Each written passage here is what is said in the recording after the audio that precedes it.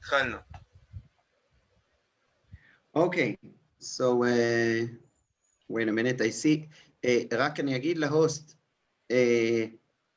תודה רבה, thank you. So good morning everybody, I'm very happy to be with you again. I took a quick glance at the schedule and I understand that I'll be 2 weeks from now again, but only in a different time. At any rate, the topic I decided to speak about today is, after I was busy with it in the beginning of the corona, thinking that probably everybody spoke about it and then we won't have to speak about it again. But here we are, we have the challenge of the second wave and hoping that there won't be a third wave. And therefore, I decided that it's still appropriate to speak about the topic that I want to speak with you about. And the topic that I want to speak with you about is the topic, by the way, the host again, now someone came in and I pressed that on mid. So I don't know, maybe because I'm the co-host. At any rate, going back to our topic, what I want to speak about today is what I call National Pikuach Nefesh, okay? National Pikuach Nefesh, which is, one can argue, is the situation that we're in, right? With the corona. It's not only an individual threat. I mean, each one of us, each one of the people in the world is in risk, yeah? But also I think that there's some national challenges like the economy, and it's not only on the yachid, it's also on the klal, on the tzibur, okay? Which brings the question: what is are there different criteria for pikuach nefesh on the national level? Let me just explain the question, but in order to understand the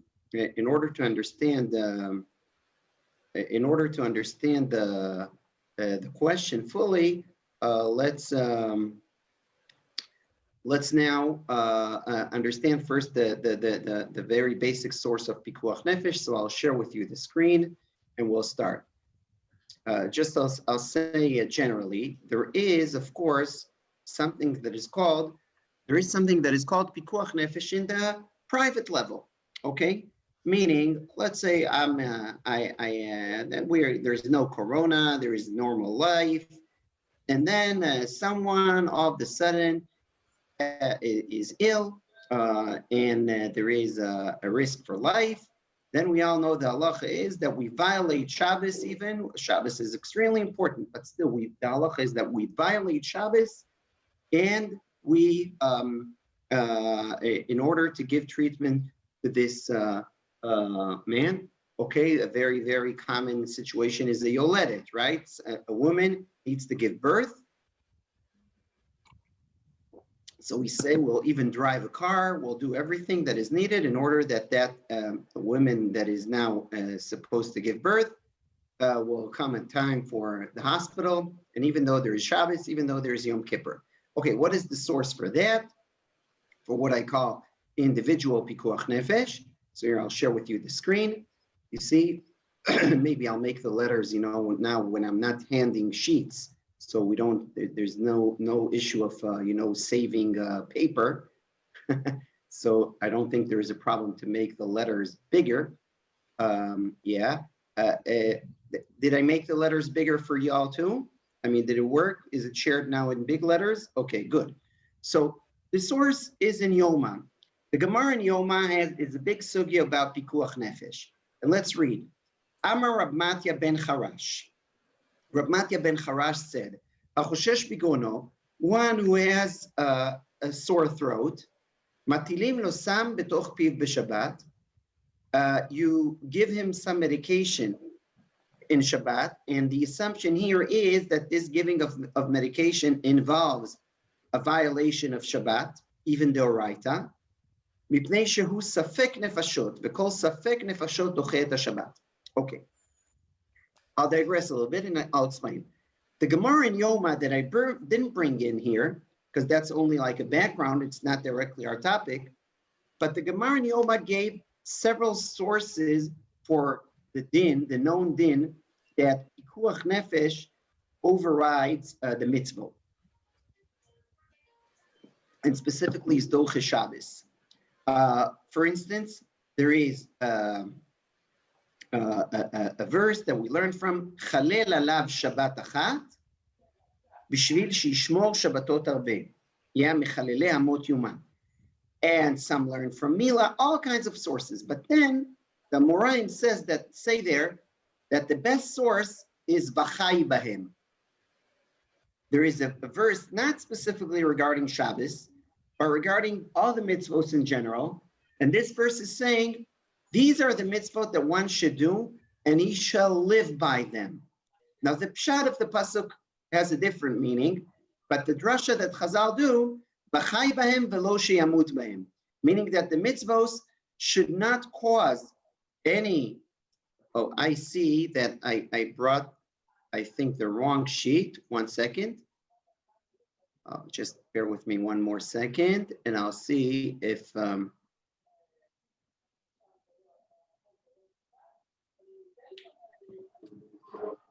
That's the sheet that was distributed.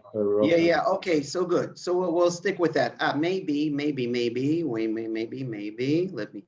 Yeah, no, it's the right sheet. Thank you, Paul. It is the right sheet. Okay. It was a different version, but I see now it's the updated version. Okay, good. So at any rate, there is a verse says, B'chai bahem v'lo she'amut bahem. The sages infer, v'lo she'amut bahem, that mitzvot should not cause any sakana, any risk for life, mitzvos. So because of that, this is true, the Gemara infers even regarding, here, the word that I'm putting here, that safek nefashot. Not only that Pikuach Nefesh overrides Shabbos and all the mitzvot, even safek nefashot, a doubt, meaning even if there is a risk, even there is not 100% probability that you're at life's risk, even if there is a chance, a safek nefashot, you violate Shabbos or go over or eat non-kosher, and because there is a safek nefashot. And the Gemara goes on to illustrate the point. That's a famous source. Let's read it. Misha nafla alav mapolet. One, that a whole, let's say a building fell on him.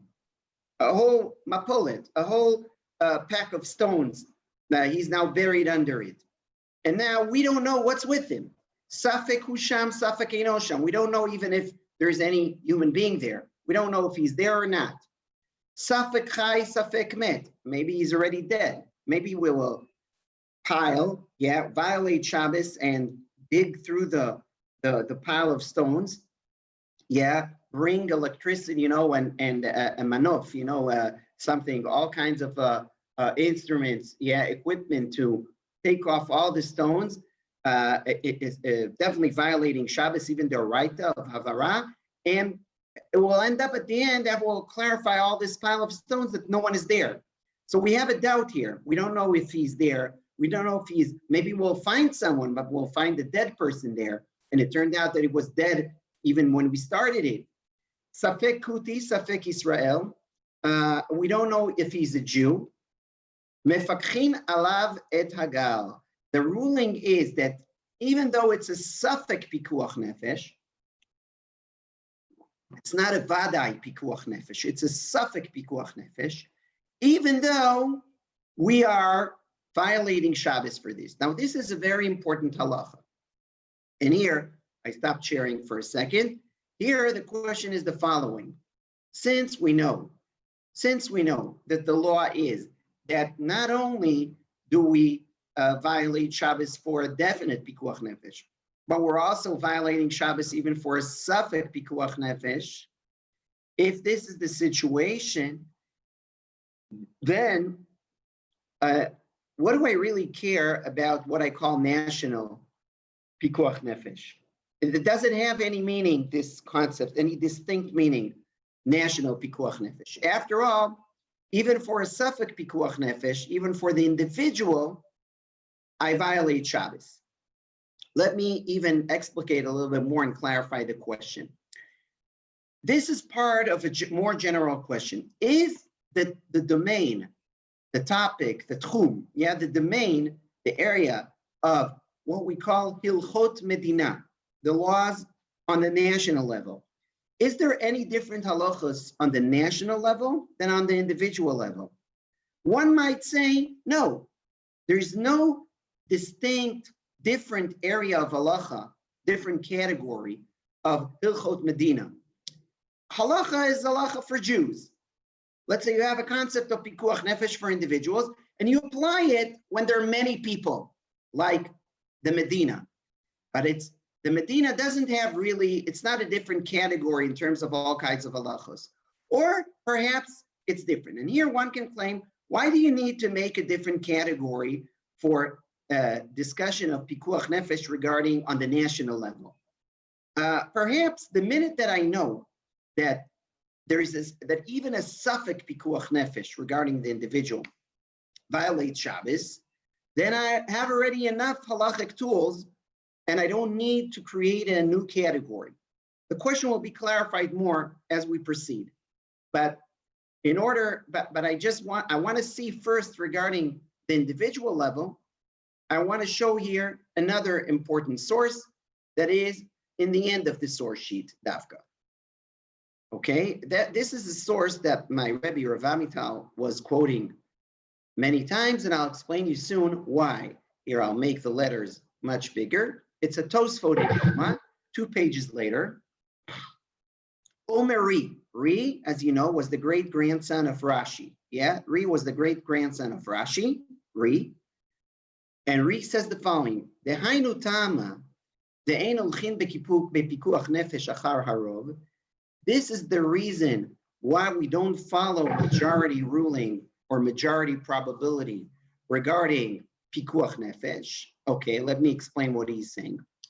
You remember the case that we mentioned in Pei Gimel, the Gemara that we've just seen, that if stones, a building fell, and we're not sure whether there is a living person or a not living person there, or Jew or non-Jew, I'm not going into the very sensitive question whether Pikuach Nefesh of a Goy violates Shabbos. Obviously, now the Gemara at this stage assumes that you can violate Shabbos only to save a Jew.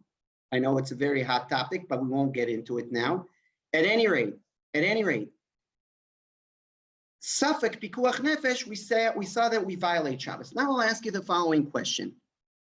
Perhaps there is a yard, and in the yard, there are 9 non-Jews and 1 Jew, okay?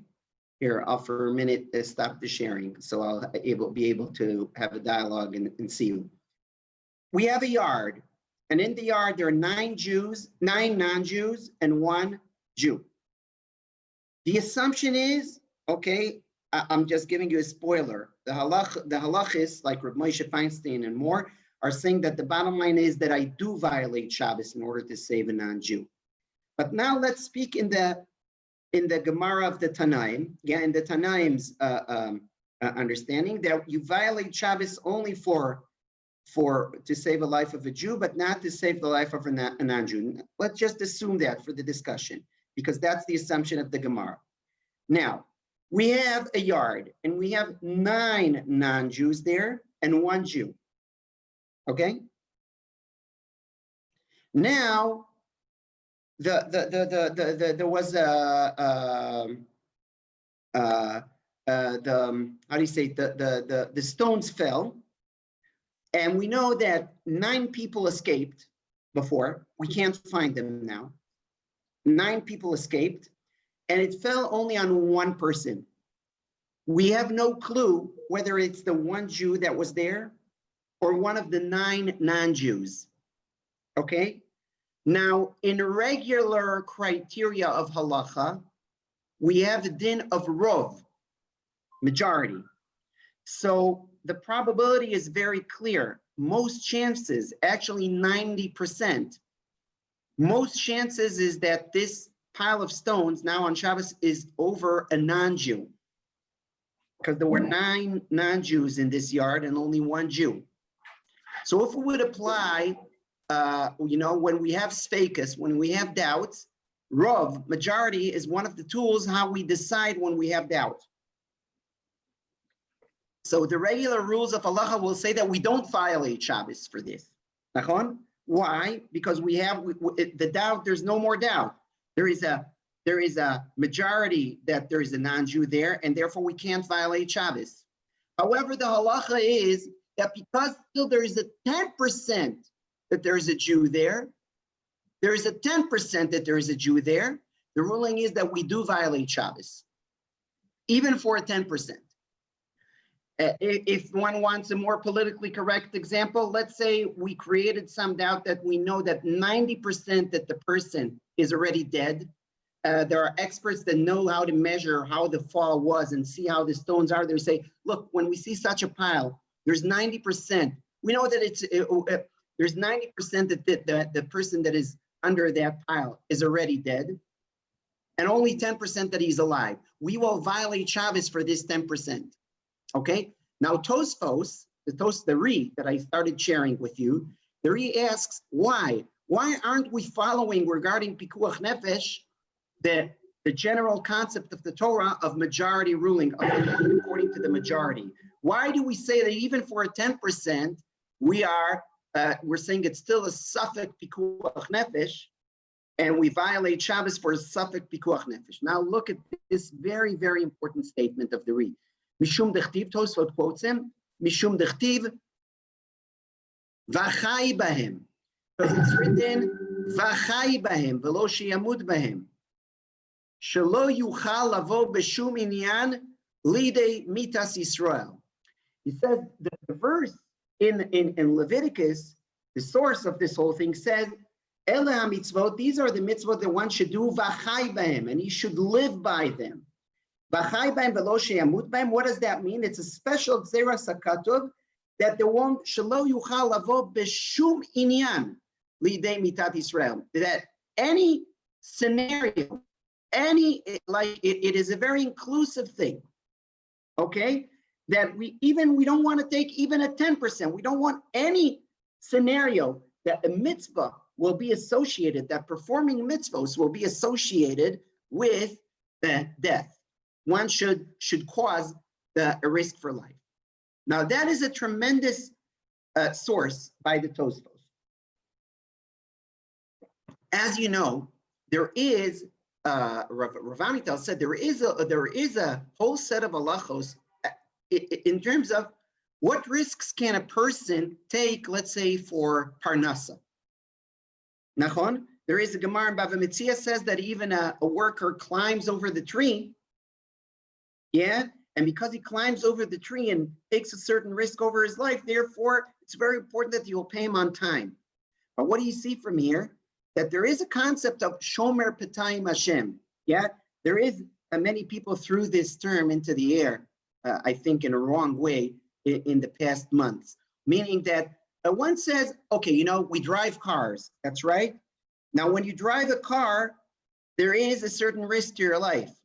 I hate to tell you, but everyone who goes into a car, especially if it drives to Tel Aviv, especially in Israel, okay, and it takes a certain risk to his life. And yet still, the poskim are saying that it's mutter to take that risk. It's part of our ordinary life, okay? And so there are risks that one is allowed to take for parnasa, for normal life. Rav Amital claims, based on the Tosfot that I just learned with you, that counterintuitively, you would say that Shabbos is more important than driving to Tel Aviv. That if someone is not considered a risk for your ordinary life, then you won't be allowed to violate for his Shabbos, claiming that it's Pikuach Nefesh. If you already, and many posts can say, if you already, by the way you conduct your life, if by the way that you conduct your life, you really demonstrate that a certain action is not a risk that you are refraining from taking, then you can't then say, oh, I'm concerned for my life, and therefore I will violate Shabbos for the same degree of risk. Rav Amital says no. Rav Amital says we see that there is a special Gzeras HaKatuv of Vachai Bahem. We saw that Tosfot saying that there is a special Gzeras HaKatuv of Vachai Bahem. And that special Gzeras HaKatuv of Vachai Bahem says that even a risk that you're maybe taking when you're taking a hike, or when you're definitely for your parnasa, such a risk, still you'll be allowed to violate a mitzvah in order not to enter such a risk. Because v'chai b'hem, there's a certain sanctity to the mitzvos, that the mitzvos, we don't want them to be associated with life. Now you understand that this has a lot of implications regarding our situation. Let's say tefillah b'minyan, Talmud Torah, learning Torah, tefillah b'minyan, all of these things are actions of mitzvos. And according to the Tosfot, we shouldn't take even a little risk. Yeah, even a little risk should not be associated with this mitzvah. I'm saying my words in an abbreviated way. Anyone who understands what I'm referring to is welcome to do this on his own. Meaning, the criteria here in Tosfot is very, very clear. Everything that has to do with performance of mitzvos, it should not be involved even in a small risk. Okay. And as Rav Amital emphasizes, even a smaller risk than an ordinary life. Okay. Now, still, and here's a little reservation, even this, and Rav Amital would admit to that, or concede, even this has a limit. Meaning, one can speak even of small, tiny risks. No one, look, let's say there's no corona, okay? There's no corona. Baruch Hashem saved the world and we're back to normal. Do you all walk to shul on Shabbat? I walk to shul on Shabbat. If I won't walk to shul, I'll be fired. I'm the rabbi of the shul. So I'm walking to the shul, to Shabbos. But you know, there are cars on the street. It's true that in Ramot Bet now there are fewer cars on Shabbat, but still there are here and there are cars. Is there a tiny risk by me going out, crossing streets in the way to my shul? There is a tiny risk, a very, very tiny risk. Will I say, okay, so I'm not going to shul? That seems absurd. Meaning, even Rav Amital's claim that the criteria, the probability of risk regarding mitzvot is even smaller, lower than the criteria, let's say, for ordinary life, what you're allowed to do, and you're not considered violating v'nishmartem, od nefshotechem. Meaning, even if I say that the criteria for violating Shabbos, eating not kosher, whatever is even a smaller risk, a smaller probability of risk is enough already to allow me to violate the mitzvah, perhaps even to obligate me. Even if I say that, that also has a limit. That's for sure. Because in everything there is a tiny risk. I'll illustrate to you this point so it will be clearer. I had a discussion, and by the way, the source sheet is very big. I wasn't planning to finish it, so no one should be nervous by the fact that we won't go follow all the source sheets. Actually, there are only 3-4 sources that are the main things there. Let me explain. There is a lady that I respect a lot. That is, she's both a doctor, a physician, and a Talmidat Chacham. She's a well-learned lady. Her name is Rebbitzin, Mrs. whatever, Dr. Chana Adler Lazarovich. Chana Adler Lazarovich, anyone who knows Rabbi Aaron Adler, former Rav in Ramot Aleph and Traeger, before my time, but he left like a year before I came to Ramot Bet. So Rabbi Aaron Adler, currently the Rav of Ol Nechama. So Rabbi Aaron Adler has a daughter. His daughter is called Dr. Rebbitzin Dr. Chana Adler Lazarovich. She's a big Talmud Chacham. She's a Talmud Chacham and also a physician. Now she supports the psak of Rabbi Rabinowitz, Zecher Tzadik Livracha. She supports his psak and actually Rabbi Yisrael Yaakov Fisher's psak from the Badatz, Zecher Tzadik Levracha, they claim, look at the following claim. And it's important, even though it's not in the source sheet, it's more important than the sources in the sheet. So let me just share with you this thing. There is a halacha that says that pregnant ladies, it's a statement in the Gemara in Psachim, and it was ruled in the Shulchan Aruch, that pregnant ladies are fasting on Yom Kippur and are fasting on Tisha B'Av. That's the halacha of the Shulchan Aruch. And let me even sharpen this. In Tisha B'Av, every chole, even a chole that has no risk of life, but he's just defined as a sick person. I don't know, he needs to lie down. He can't, he wouldn't go to work. He needs to lie down. So any person who is ill in Tisha B'Av, even if this illness is clearly not a life-risking illness, if he is defined as an ill person, as opposed to stam, a weak person from the fast, everyone in 5 p.m. is weak from the fast. But an ill person, even if this illness is not involving risk for life, a life risk, is exempt from Tisha B'Av. And yet still, the halacha says that pregnant ladies are fasting on Tisha B'Av just like they fast on Yom Kippur, unless, of course, there's a complication with the pregnancy. This is the simple line of halacha. That's how the Shulchan Aruch is paskin based on the Gemara.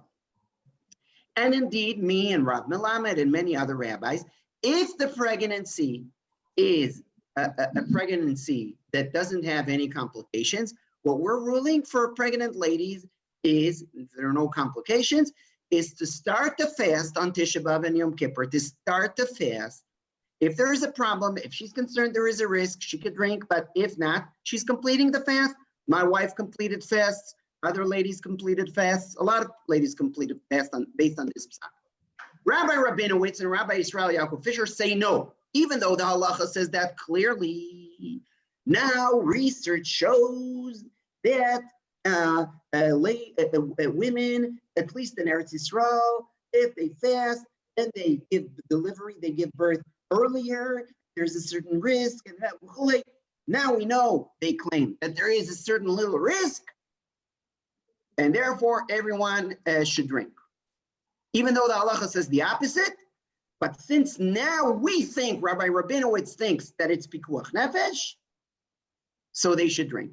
And Dr. Chana Lazarovich supports this psak. Why did she support this psak? There was some research done in Be'er Sheva and Ben Gurion, she lives in Yerucham, regarding Bedouin and others that showed that indeed there was some effect of the fasting to making the birth a little earlier. Usually these births that are a little earlier are absolutely fine. No, but still it's not the ideal, etc., etc. Okay. I had a discussion with her. That was years ago. And I said to her, first of all, she agreed. Many people said that research is very, very problematic, has a very, very low validity, scientific validity, a very, very problematic research specifically, but that's a different story. Meaning, actually, there is no definite research saying these things. But I told her, look, the fact that you found a tiny risk doesn't necessarily mean that the halacha changes. Did it pass the threshold of, as I said, there is a risk when I'm going out of my house, not in Corona times, when I'm going out of my house to shul on Shabbos, a car might hit me. When I'm going innocently to the shul on Shabbos, on a regular Shabbos, not Corona time, a car might hit me. No one will tell me you should not go to shul because maybe a car will hit you. That's absurd, okay? So I told her, look, it's not enough just that you'll show me that there is a tiny risk if a lady fasts. The question is whether that tiny risk passes a certain threshold. And I agree with Rav Amital that the threshold is pretty low regarding mitzvah. It's true. It's even lower than what is allowed to you in your ordinary life, as I explained. There is a special gzeras hakatov of v'chai b'hem v'lo she'emut b'hem, and therefore the threshold is low. After passing that threshold, it's already defined suffix pikuach nefesh, and we're allowed to violate mitzvah for it. But still, there is a threshold for sure. There is a certain threshold. We won't be absurd here in every one epsilon 1 millionth probability of risk. We will say you're exempt from. We can say the following thing. I told her, I can make the argument that fasting on Tisha B'Av, Tisha B'Av is summer, is hot in Israel. For every Jew, even a 20-year-old, healthy 20-year-old Jew, fasting on Tisha B'Av in Israel is a certain risk. I can make that argument. A tiny risk. It's not healthy 25 hours not to eat and not to drink during the summer. For every person in the world. It's a tiny, tiny risk. So will we say that Tisha B'Av is canceled because there is a tiny risk? No one will say that. Dr. Chana will agree with me that no one will say such an absurd argument. What did I prove from this argument? I did the redicito to absurdum, that there is a certain threshold, even regarding mitzvos. Okay, now let's discuss the following question. We're getting to our topic, believe it or not. Will the definition of suffix pikuach nefesh, what is already defined as a suffix of a risk that allows me, perhaps obligates me to violate Shabbos or to violate mitzvot, is the threshold different when I'm speaking on the individual level or on the national level? Will something that I won't define as suffix pikuach nefesh, if I'll make a discussion on the individual level, I'll say that's absurd to define this as a suffix pikuach nefesh. It's a very low probability. But if the discussion is on the national level, I will say, that's already a suffix pikuach nefesh, and I won't do the mitzvah. You understand my question? Will the threshold be different? What do you guys think about this question? You could open your mics and tell me your opinions.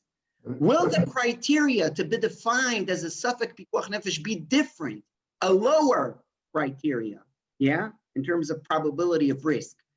Will the criteria to be defined suffix pikuach nefesh will be lower on the national level than on the individual level? What do you say? What's your spar?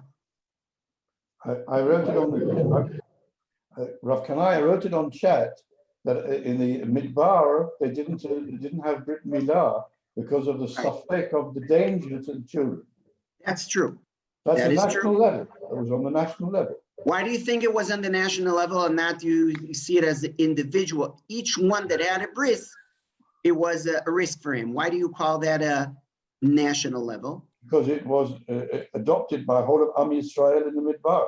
Yeah, but it was adopted, each one when he was born. Do you think that was out of a decision of a national consideration or the individuals? It was the minhag hamakom. That was exactly. No, I understand that was a minhag, but you could say minhag hamakom about everything. It's a minhag hamakom to make Torah laning. The question is, first of all, you might be right, Paul. I'll return to what you say, and we'll see if that's individual or national. Okay, if I'll forget, remind me to get back to the example of the Mila. But here I repeat the question: what do you think? Should the criteria of what is defined pikuach nefesh, how much of a risk is already defined pikuach nefesh, should this criteria be different if we're discussing individuals, an individual case, or if we discuss a national event or a national occurrence? Hello. Yes, shalom. I think it should be lower because it has to cover all the different possibilities of people who are more frail, older, Very sicker. nice. Very nice. We'll see what you say, and one of the rabbis claim it. We'll see. What's your name, please? Excuse me. I'm Nechama Langenauer. Nechama. So Yishar Koach Nechama. We'll see that. I believe Rav Yisraeli goes in your direction. Any other ideas? I think that there's definitely an added layer, because from an epidemiology point of view, what happens with regard in terms of a community will have an effect on the individual that's greater than the individual alone. So therefore, there seems that it might be logical that there would be a different approach from taking the epidemiology of the situation. Fantastic. So Harold and Nechama, I believe, are saying the same thing, pretty much the same thing. Let me phrase it in my words. Of course, Harold and Nechama are welcome to correct me if I didn't present their opinions accurately. What I understood from what Harold and Nechama said is the following very, very plausible argument. When I'm talking about a large quantity of people, community, by the way, it's not necessarily national. It should just be a big sum of individuals, something that is potentially affecting a big sum of individuals. When I'm dealing with such a case, then malasot, the probability that will cause damage to one of these individuals is much bigger when a certain threat affects only an individual. Meaning there could be a certain thing that that for a specific average individual is not a risk or not enough of a risk that will cancel a mitzvah for it. However, when this threat is facing a large quantity of individuals, then the probability that one of them is more vulnerable is big. And therefore, I already enter the threshold of Safek Pikuach Nefesh.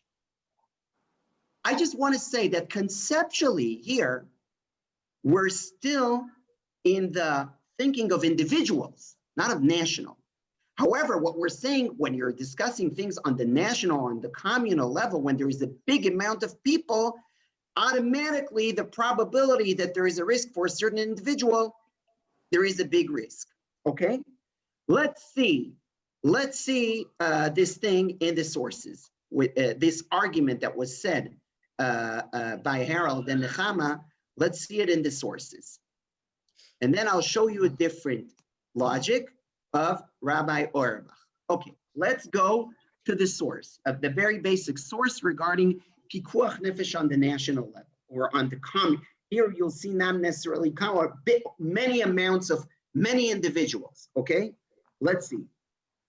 The Gemara in Shabbos Membet says the following. You see this source, the source in Gemara Shabbos Membet. The Gemara says the following. V'ha'amar Shmuel, Shmuel said, Mechabin gachelet shel matechet b'reshut harabim. There is a certain gechalim. How would you translate the word gechalim, Paul? Gechalim? Coal. Coal. Yeah, that's what I thought. I need more self-confidence here.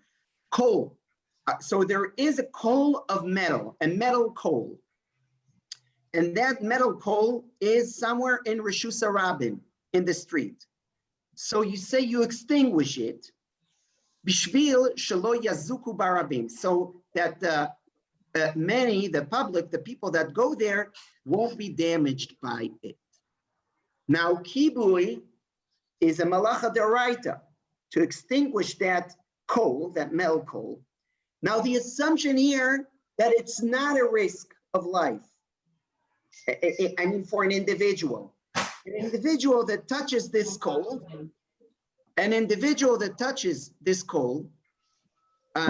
what happens to an individual that touches this coal? It's very not pleasant. He gets a little burn in his finger or in his leg if he kicked it, but it's not a life threat. That's the assumption. And yet still, the Gemara says that one should extinguish it because the many could be damaged by it.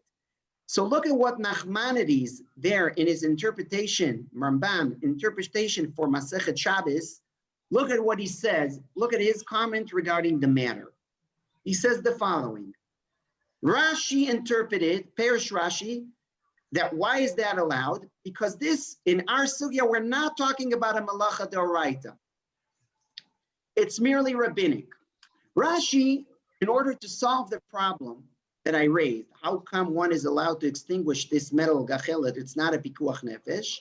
So no, he says here, extinguishing it was only a rabbinic isser. It's a malacha shinat tzricha legufa. It is not considered d'oraita. And when there is a damage, a nezek, and a damage to the many, then the rabbis didn't hold their zera. Now, so that's Rashi's approach. So Rashi's approach that we're talking only about a rabbinic malacha, Rashi's interpretation to the sugya is not relevant for us, for our discussion. However, look at now at Nachmanides. However, says Nachmanides, in halachot gedolot, who is halachot gedolot? Halachot gedolot is Rabbi Shimon Kaira. He's one of the Gaonim. He's in the era of the Gaonim.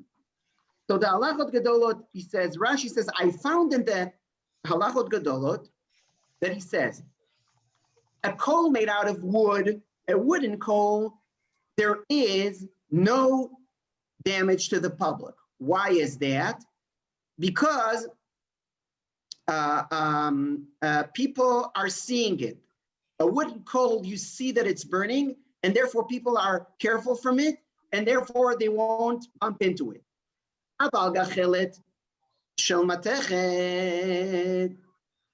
Even though it is a potential danger because it's not always red. And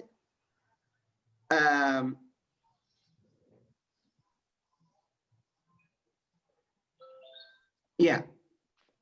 And he says, therefore, I can't say Rashi's interpretation. Therefore, he says, I must say that we violate it because of Pikuach Nefesh. Okay? We violate it because of Pikuach Nefesh. Now, look at these important lines of the Ramban. And the Rach agrees with the Halachos Gedolot. The Rach agrees with the Halachot Gedolot. Now, the Ramban concludes, V'teimahu. He says, it's a question here. It's a question here. Teimahu. Eich anu matirim malacha gmura mishum heizek shelo bimkom sakanat nefashot. Look at this sentence. Ramban says, I don't understand how a malacha d'oraita is allowed only because of damage and if there's no risk of life. He says, how come we allow to violate Shabbos d'oraita to extinguish this coal, metal coal, a malacha d'oraita, and there is no pikuach nefesh here. There's no fire, no one is at life threat. So he says, and here is the, maybe I'll put these letters in bold, Veshema, perhaps, says Ramban, kol heizek shel rabim kesakanat nefashot chashiv leile Shmuel. Here we see explicitly in the Rishonim that the criteria for a big amount of people, a Reshut Harabim, is different than the individual level, that the discussion is different. There is a different level. Perhaps every damage of many, of Rabim, is considered Sakanat Nefashot.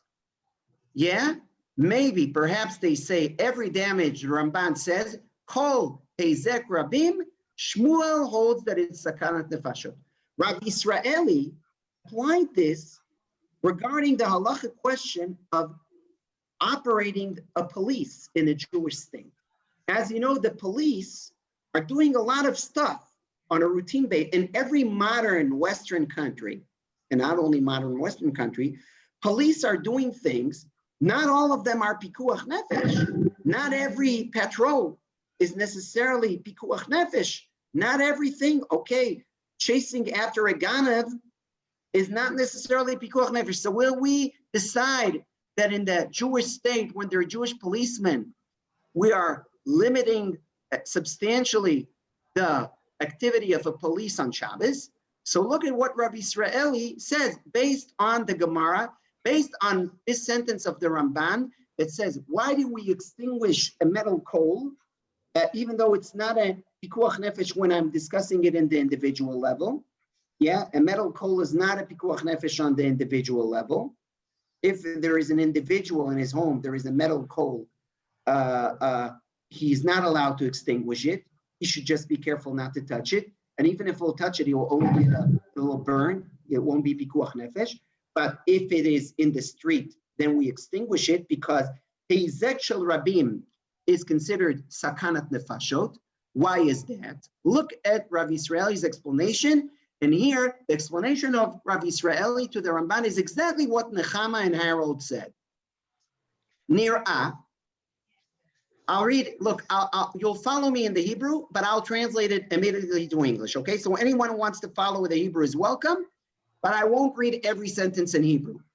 It seems, says Rav Israeli, that the foundation of the things is that everything that has to do with the peace of the public, to the common, to the ordinary life of a public, or removing a potential damage from the public, all is considered pikuach nefesh, because everything that is involved in the welfare, in the shalom, in the peaceful life of the public, indirectly has to do with pikuach nefesh.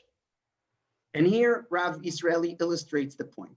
Parnasat hayachid ledugma, if we're talking about the parnasa, a threat to the parnasa, but of only one individual, not like what we have now in Corona, that it's a national economical threat. Let's say there is a certain threat to the parnasa of an individual, okay? Doesn't have pikuach nefesh. It's not considered yet pikuach nefesh unless he's starving.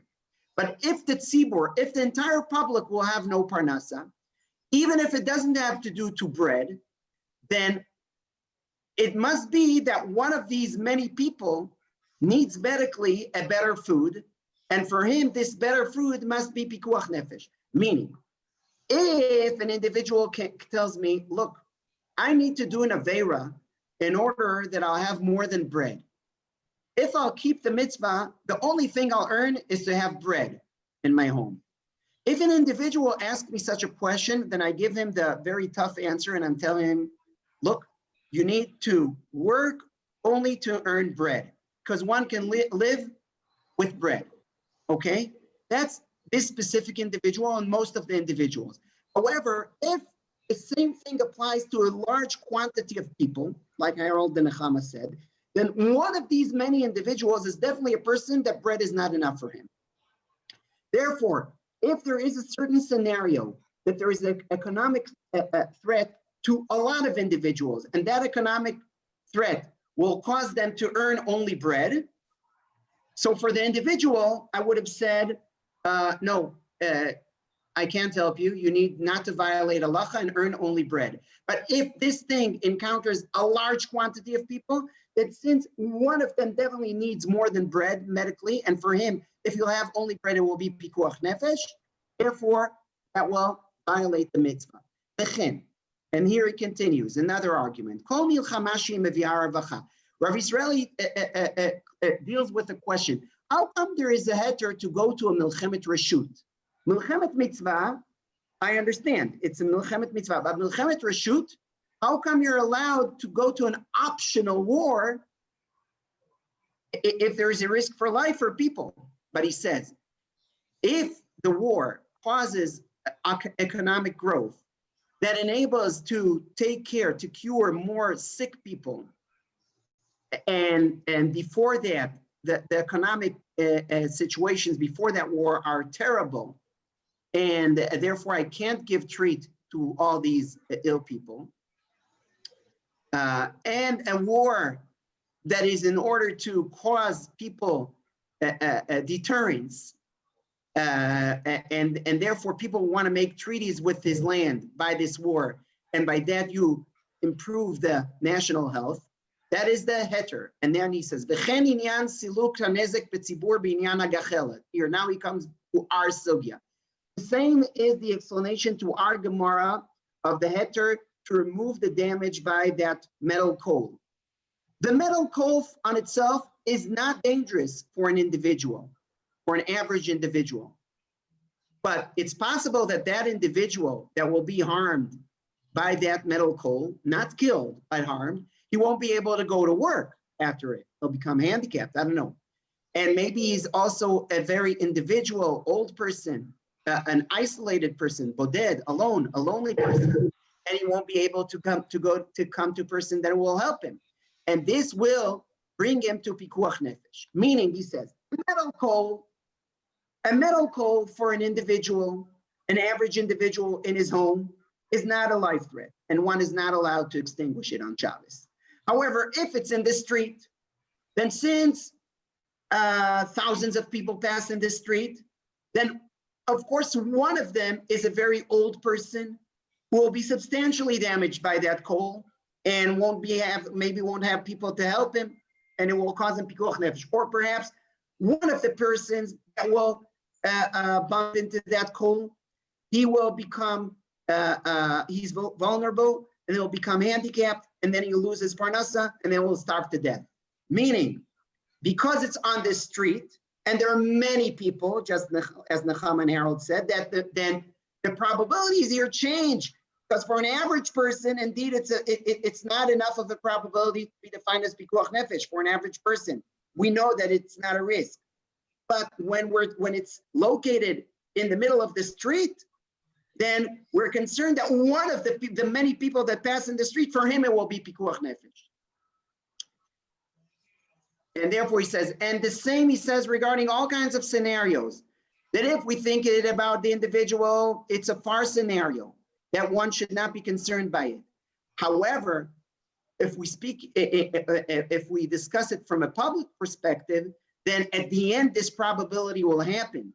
And therefore, the argument of Pikuach Nefesh holds.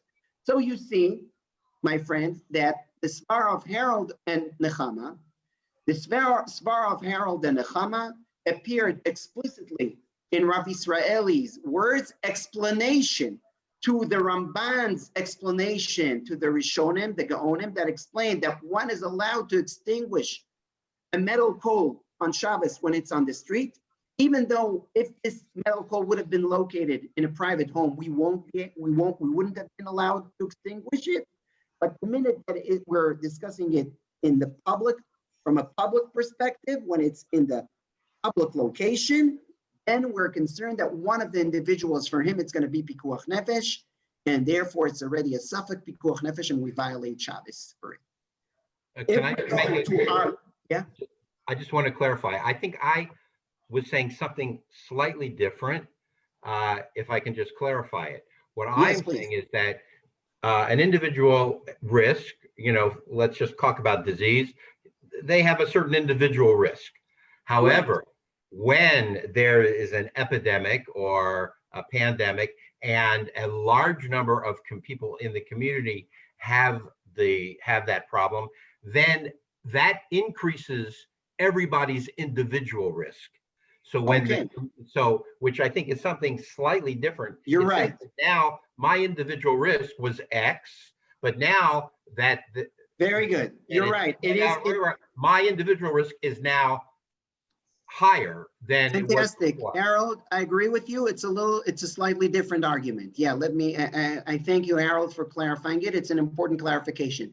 Nechama's and Rav Israeli's argument is exactly as I explained. The minute there is a large quantity of people that are exposed to a certain danger, to a certain thing, then even though that thing for the average person is not a risk, if there's a large quantity of people, the probability that one of them, for him, it's a big risk, is already big, and therefore it's already passes the threshold of pikuach nefesh and will extinguish the metal coal. That's what Rav Israeli used this argument in order to justify, let's say, that the police will remove all kinds of damages because they can potentially be pikuach nefesh for a certain individual, even though for most individuals they're not. Okay. What Harold is saying is different. He says the minute that there are many people have a pandemic, many people are ill, then the risk for every individual increases. Okay, that's a different argument, an important one. I'll just say that if we'll take Rav Israeli's argument, not Harold's argument, okay? But just if there is a certain thing that is a potential risk for an individual, for a regular individual, it's not a life-threatening risk. But if many people are exposed to it, then for one of them it will be a life risk. Of course, we can apply this argument also to our corona easily. Yeah, meaning perhaps let's say that this corona thing. Perhaps I'm not saying that that's true. Even if one says that for individuals, for every individual, it's a small risk, but there are definitely when something is a pandemic, it's not just an individual machala. Then, since many people are exposed to it, among these many people, there are definitely a quantity of high-risk people. Okay, that for them it's a life-threatening thing. Okay, so Rav Yisraeli's argument is easily applied to our situation. Now let's see a different way of logic regarding Pikuach Nefesh, a very important one.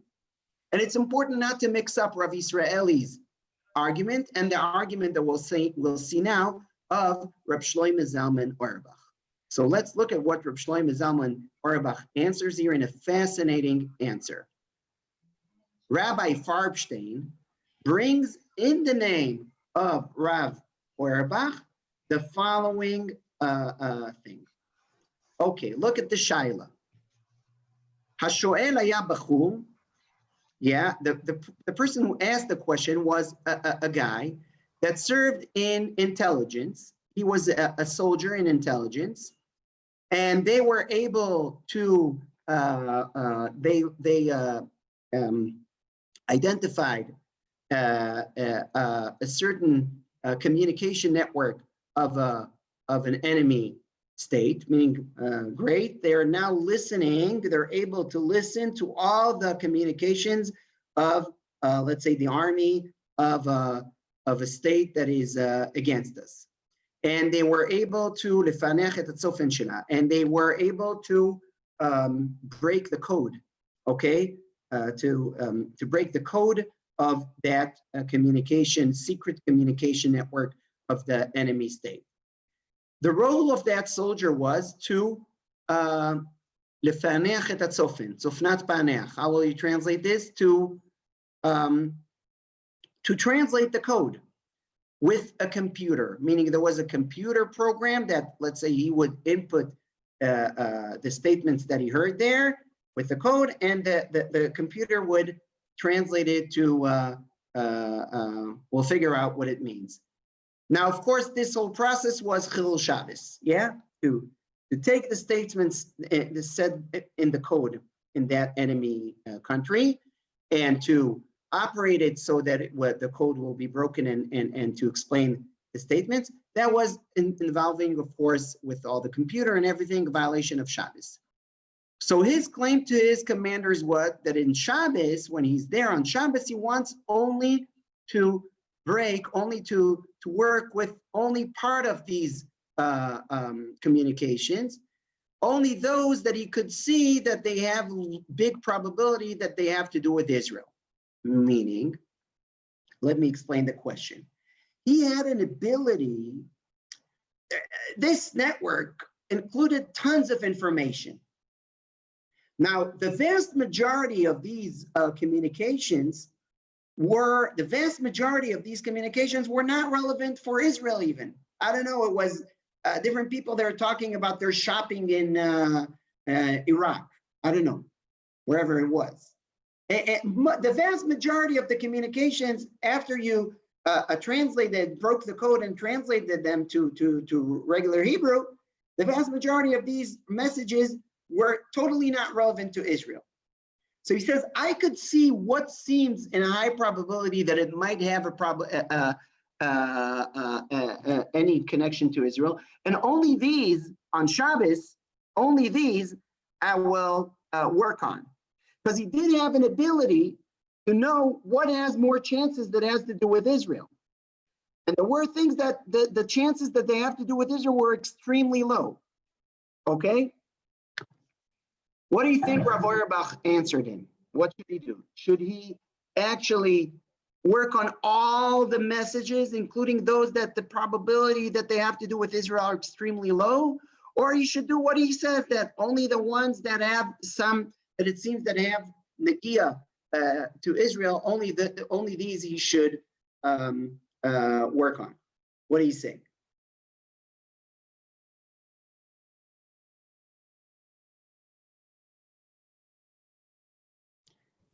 Anyone wants to speak should open his mic.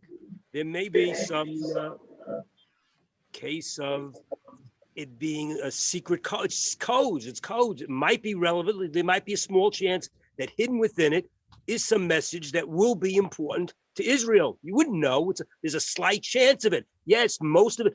It's like an FBI wiretap. It's the same thing. Any little bit they're checking for, they keep testing it only till they get to the one piece of the pearl within that's found in the sand, and that might be what we may need to save the country.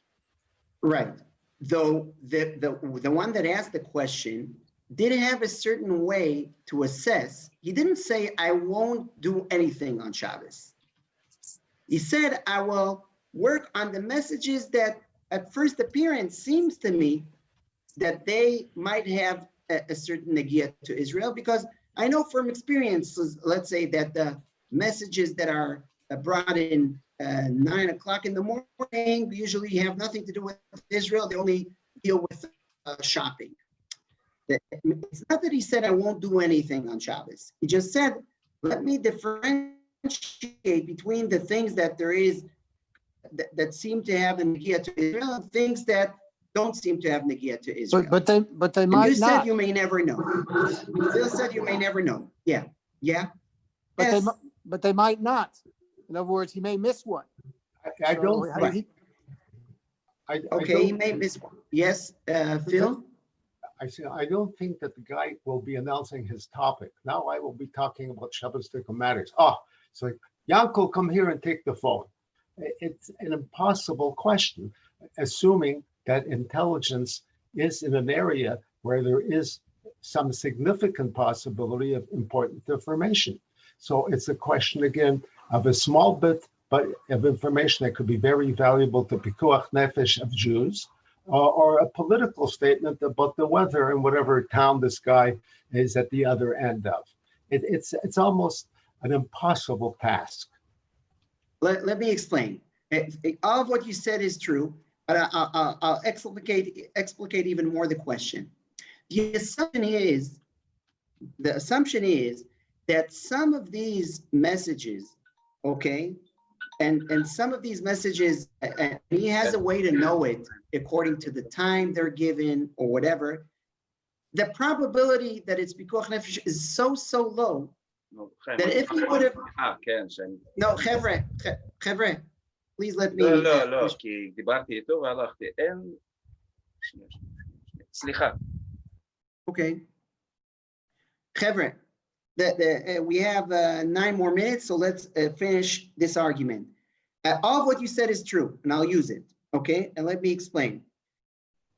Just, we need to sharpen the question. The assumption is that some of these messages, and the soldier that asked the question had a certain way to know that. The probability that they have to do with Pikuach Nefesh is so low that probably if we would have discussed it on the individual level, no one would have allowed him to violate Shabbos to this very, very, very, very low risk. It's like crossing the street on the way to Shul. And look what Reb Shlomo Zalman Auerbach answered, just like y'all answered, that even if this thing is in the level of, as I said, crossing the street in the way to Shul, look at what Reb Shlomo Zalman Auerbach says. And he ruled that the soldier is obligated to work on all the messages. Even though there is no difference regarding Pikuach Nefesh of individuals and many, and even on a suffix Pikuach Nefesh of an individual, we violate Shabbos, but there is a difference as to what is the threshold, what is the percentage of risk. For example, people are driving from Tel Aviv to Yerushalayim. even though there is a certain risk, let's say of 1 to 10,000. But there is no doubt that these are individuals take that risk for the life. But there is no doubt that a prime minister that will take a 1 to 1,000 risk on his state will be considered as a non-responsible prime minister. Because regarding the public, this is defined as a sakana. Therefore, Rabbi Auerbach ruled that the soldier must work on translate all the messages, because all of them might have something regarding national security, even though that risk would not have been considered a risk regarding an individual. Meaning, let me explicate and clarify. And what Rav Auerbach is saying here is different than what Rav Israeli said. It's not a machlokes, but it's just a different argument and a different perspective. Anyone who learned here probability will understand what I'm saying, especially the term in statistics called expected value. People know what is expected value?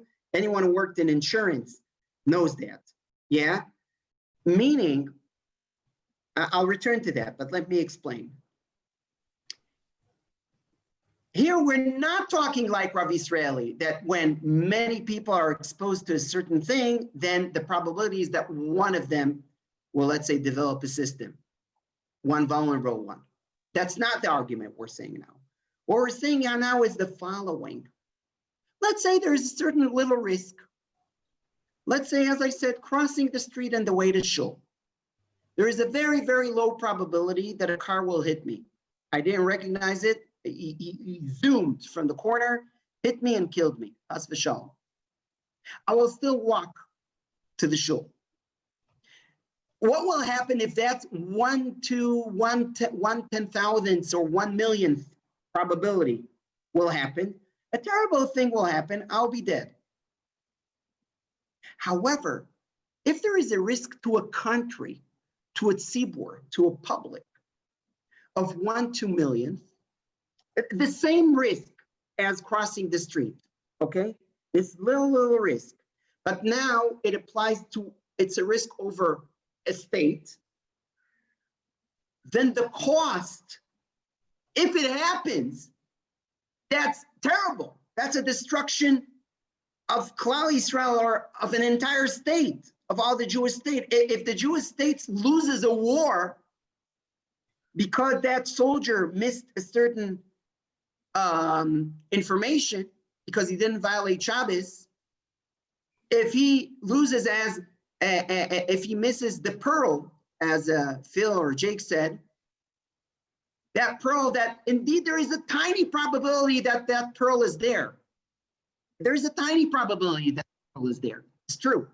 But usually these messages are about shopping, okay? And the guy knows that usually these messages are about shopping. But there is a small chance that the pearl is there. It's such a small chance that it wouldn't allow me as an individual. It's equivalent to the risk of crossing the street in the way to shul. But if chas v'shalom, a car will hit me, then I will be killed, but only me. But if I'll miss that pearl, then the whole state of Israel will lose a war. That's a tremendous loss, a tremendous cost. Therefore, this is already defined as Pikuach Nefesh, meaning, translating in terms of expected value, for those who it will help them, but I'll say it in normal English. When I calculate what is already passing the threshold of Pikuach Nefesh, what is already defined as Safek Pikuach Nefesh, I need two pieces of information, says Rav Shlomo Zalman, not only one. Not only what is the extent of the risk. That's only one. What is the probability of the risk? 1 to 10,000, 1 to 1,000,000. That's one piece of information. But the second relevant piece of information to decide whether it's Safek Pikuach is if that 1 to 1,000,000 thing happens, what will be the loss? What will be the cost? What will be the price?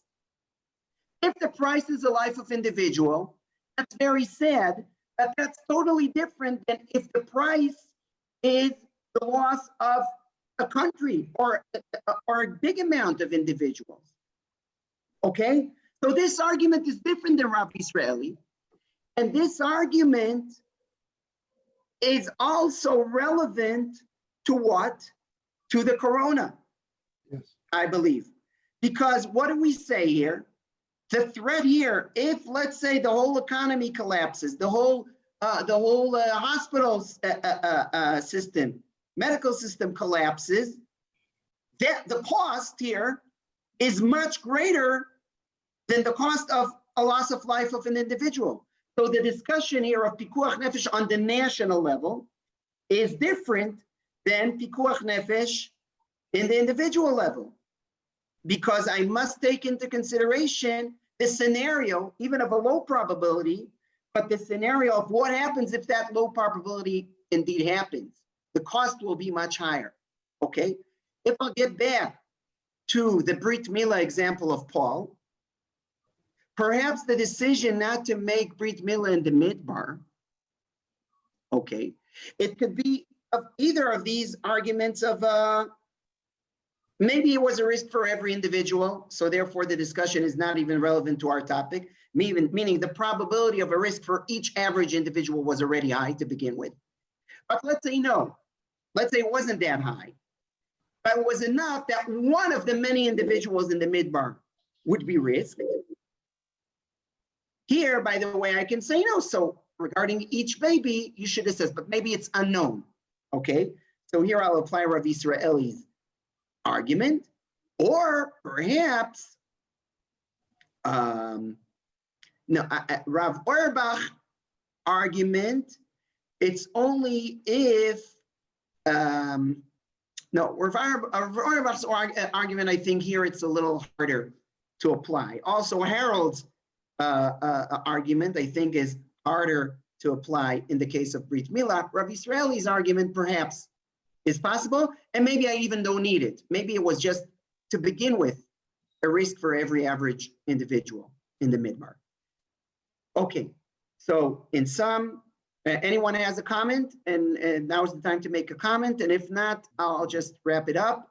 I just have one comment. I think in one of the shiurim of Torah Metzion, there was a discussion about an Air Force pilot, and he doesn't know whether he's going to hit the target, or if the target is there, does he have a responsibility? And what is the risk of to human life if he, he's in a war situation and then he has to let the bombs go?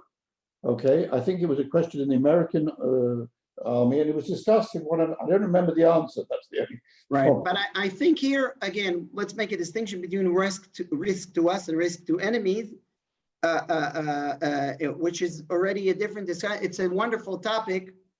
I mean, how much I should be careful about lives of innocent civilians of enemy countries.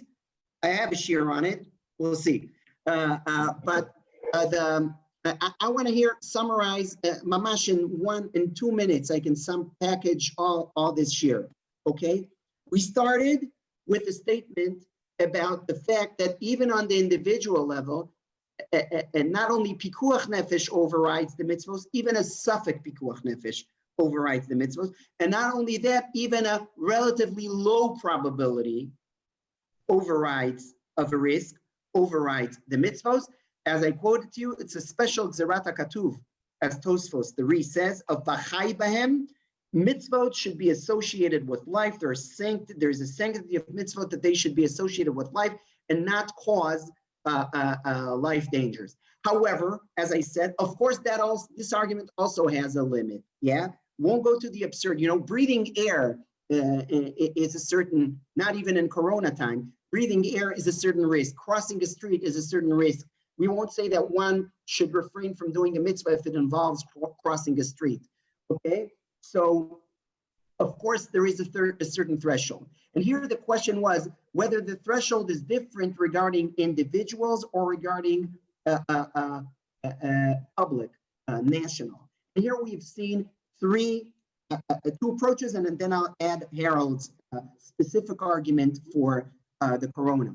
But what we've seen, Rabbi Israeli, based on the Gemara in Masechet Shabbos about the metal coal, that is defined Pikuach Nefesh only when it's in the street, not when it's in the private home.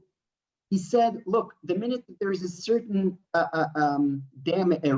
risk potential thing that is placed, located in the street, then many people are exposed to it. So even though for the average person, it's not a risk and not enough of a risk to violate Shabbos for, but if there are many people passing by that danger, then definitely you one of them, it will be involving a Pikuach Nefesh, and therefore we extinguish that coal. So that's, and I said this kind of argument has a relevance for Corona. Yeah.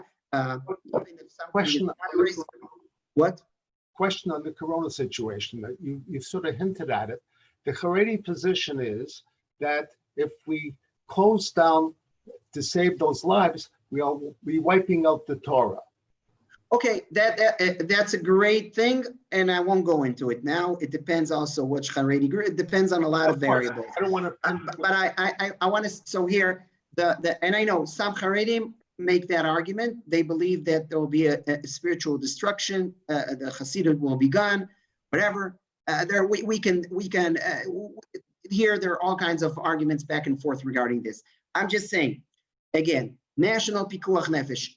I could look from it from a perspective, the minute that the risk, many people are exposed to it, the probability that one of them will be vulnerable is big. And therefore, even though for the average individual, this is not considered Pikuach Nefesh, when it's located in the public domain, then it's already defined Pikuach Nefesh. Therefore, the threshold is lower. B, a different argument is, of course, Rabbi Auerbach's argument, which is, I think, fascinating. Rabbi Auerbach is saying, look, when I decide what is defined Safek Pikuach Nefesh, I should look at two pieces of information, like every insurance company. I should look both on the probability, how low it is and how high it is, but also on the cost, on the loss. If that low probability materializes, what will be the loss? Here he says, you can't compare an individual loss, how matter tragic it is, okay, to a threat to the entire country. And he gives the example, a risk that every person takes in his individual life, like driving to Tel Aviv. Every individual, most individuals take that risk, but a prime minister that will take the same probability of risk regarding national security will be considered not responsible, okay? So therefore, again, the threshold should be much lower regarding when we discuss on a national level, because the cost is if that low probability materializes, will be very big. Harold added that the minute that there are a lot, specifically regarding pandemic, the minute that many individuals have pandemic, then the risk for each individual is now already much higher than usual. It affects the degree of actually the probability. Okay, חברים, שהיה נחמד מאוד, שיהיה לכולם שבת שלום, and we'll see you again in 2 weeks, but in a different time, in 10:40 and 10:30.